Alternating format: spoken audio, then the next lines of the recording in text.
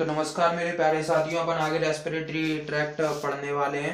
और respiratory tract का क्या है कि यहाँ पे मैंने नोमेनक्लेचर वगैरह, अब मैं क्या समझाने वाला हूँ आपको कि रेस्पिरेटरी जो पाथ है, अपना जो रास्ता है, यानी कि उसमें कुछ ऑर्गन्स मिलके और एक सिस्टम का फॉर्मेशन करेंगे, कुछ अंग मिलकर के एक तंत्र बनाएंगे जिसे अपन श्वसन तंत्र कह रहे थे।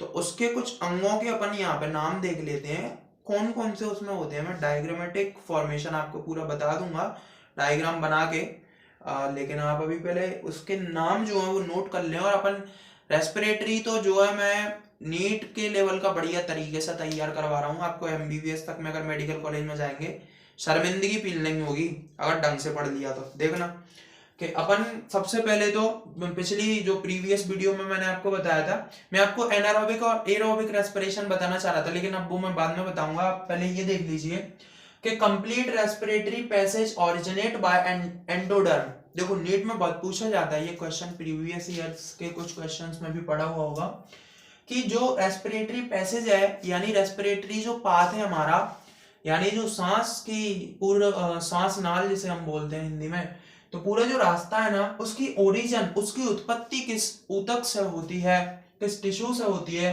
तो हमने लिखा है कि एंडोडर्म से। तो इसको बहुत ज्यादा मोस्ट इंपॉर्टेंट है ये, और आप इसको स्टार लगा के नोट कर लेना कि complete respiratory passage originate by endoderm only. Okay, अब उसमें से पूरे के पूरे रेस्पिरेटरी पैसेज में से केवल ना क्या बोलते हैं अपना, देखो मैंने लिखा बट लाइनिंग ऑफ नोज, मतलब कि जो इंटरनेजल्स अपने नोस्ट्रल्स के बीच में जो सेप्टा है, तो lining of nose is originate by ectoderm, मतलब कि हमारी जो नोज है उसकी लाइनिंग केवल एक्टोडर्म से, बाकी का पूरा रेस्पिरेटरी पैसेज या रेस्पिरेटरी पाथ जो है हमारा, उसकी उत्पत्ति एंडोडर्म से होती है। ये सिंपल बात है बहुत ही समझने की। अब मैंने यहाँ पे रेस्पिरेटरी जो पैसेज है, रेस्पिरेटरी जो पाथ है, उसके कुछ ना पार्ट्स मैंने यहाँ पे लिख दिए हैं। जो हमारा रास्ता है पूरा सांस के सेल तक जाने का, ऑक्सीजन के सेल तक जाने का, कहां से, एटमॉस्फेयर से।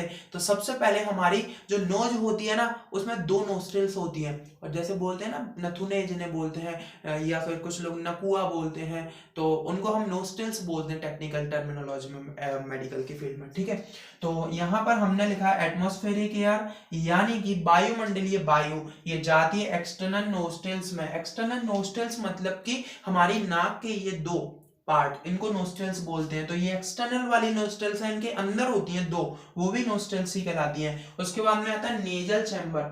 ओके, तो nasal chamber have two parts also, the first one is vestibular part और ऑल्फैक्टरी पार्ट, और the second one is conditioning chamber. देखिए ऑल्फैक्टरी पार्ट जो या वेस्टिबुलर पार्ट जो होता है, उसके अंदर क्या होता है, एक मेम्ब्रेन होती है येलो कलर की जिसे अपन सिनेडेरियन मेम्ब्रेन बोलते हैं।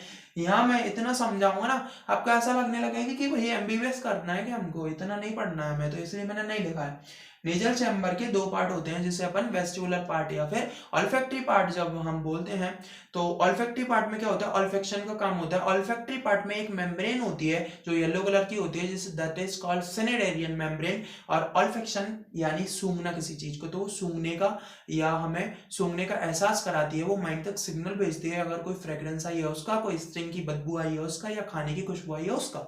ठीक है, और नेजल चैम्बर का अपना जो कंडीशनिंग चैम्बर है या कंडीशनिंग पार्ट है, दो पार्ट है। तो कंडीशनिंग पार्ट में बेसिकली क्या होता है, बाहर से आई हुई हवा को हम ठंडी है तो गर्म करेंगे, गर्म है तो ठंडी, एक बैलेंस करके अंदर लेंगे ताकि हमारा रेस्पिरेटरी पाथ जो है ना डैमेज ना हो। आगे देखेंगे कि इंटरनल नोस्ट्रिल्स, मतलब जो दो नफुए हमारे बाहर दिख रहे हैं वैसे ही हमारे नाक के पीछे भी होते हैं दो। ठीक है ना, तो उनको अपन इंटरनल बोलेंगे, अंदर है वो इसलिए नोस्ट्रिल्स। ठीक है ना, उसके बाद में नेजोफेरिंग्स आता है, उसके बाद में ग्लॉटिस आता है, उसके ग्लॉटिस आती है, मैं उसका जेंडर फीमेल मानता हूं तो इसलिए ग्लॉटिस आती है, और उसके बाद में लैरिंग्स। ठीक है ना, उसके बाद में अपन देखेंगे trachea proper, then primary bronchus, then secondary bronchus, and the secondary bronchus is also called lobular bronchus. Okay, याद रखना ये स्टार पॉइंट है, पूछा जाता है what is the meaning of lobular bronchus, तो the secondary bronchus is called lobular bronchus also. आगे देखेंगे कि टर्म क्या बोलते हैं, टर्शरी। टर्शरी जो ब्रोंकस होती है ना, it's a one path of respiratory system, but यहाँ हमारे 18 से कुछ ज़्यादा यहाँ पर मैंने पार्ट लिख दिए हैं, और भी आप मैं इसको बहुत अच्छे तरीके से और ज़्यादा इसको एक्सपेंड करके आपको समझा सकता था, लेकिन फिर आपको गुस्सा आने लगता है कि इसने फर्स्ट वाली वीडियो में तो बिल्कुल कचरा लेवल बताया, पर उसके बाद में पूरा लिख तो इंग्लिश में दिया, हिंदी भी नहीं समझाई, और उसके बाद में फालतू चीज़ें बता रहा है, तो आप फिर वीडियो नहीं देखोगे। तो वीडियो नहीं देखो, उससे मुझे कोई दिक्कत नहीं है, लेकिन मेरा टारगेट है आपको सीख जाओ आप, ठीक है ना, ढंग से। तो नीट के लिए अगर आप कर रहे हैं तो रेस्पिरेटरी इसमें से उठा लेना, दांसू हो जाएगा आपका, ठीक है। तो ट्रेकिया प्रॉपर के बाद अपन आ गए primary bronchus, secondary bronchus is also called lobular bronchus, and then अपन आ गए टर्शरी को क्या कहते हैं अपन, सेगमेंटल ब्रोंकस भी कहते हैं।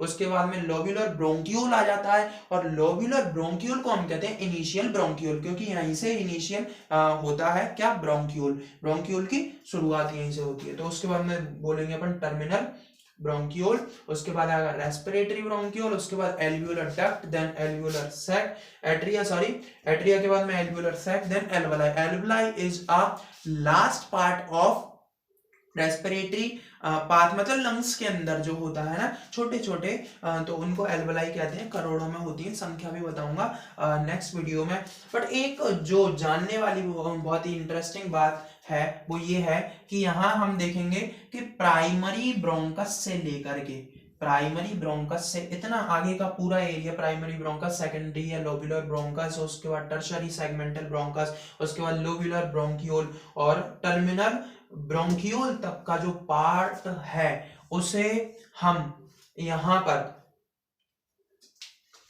रेस्पिरेटरी ट्री के नाम से जानते हैं, ठीक है ना। क्या बोलते हैं, पूछा जाता है नीट में ये, और एम्स के जो पेपर बनते हैं अच्छे खासे, तो उनमें पूछा जाता है कि व्हाट इज रेस्पिरेटरी ट्री। क्या पूछा जाता है, रेस्पिरेटरी ट्री मतलब पेड़। तो किसे कहा जाता है, तो भैया हम बता देंगे कि प्राइमरी ब्रोंकस से लेकर के टर्मिनल ब्रोंक्यूल तक के पार्ट को रेस्पिरेटरी ट्री कहा जाता है मेरे भाई और बहनों। और ये वीडियो अच्छी लगे तो शेयर कर देना, और नहीं लगे तो कोई दिक्कत नहीं है, ठीक है। जय श्री राम।